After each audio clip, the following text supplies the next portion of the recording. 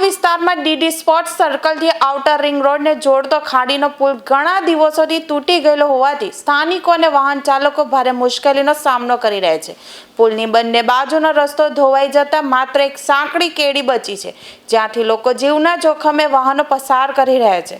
સુરક્ષા માટે પાલિકાએ માત્ર પતરાના બેરિકેડ લગાવ્યા છે, પરંતુ પુલના સમારકામ અંગે કોઈ કામગીરી શરૂ થઈ નથી।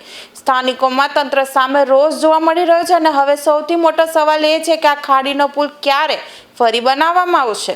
કિરીટ પટેલ મારું નામ છે ને આપણે છાપરા ભાઠા રોડ થી આઉટર રિંગ રોડ ને કનેક્ટિવિટી જે કરતું જે પુલું છે 20-25 દિવસથી આપણે વરસાદના કારણે આખું પુલું બેસી ગયું છે ને અહીંયા ખૂબ વધારે લોકોની અવરજવર છે અને ખાસ કરીને સ્ટુડન્ટોની અવરજવર છે।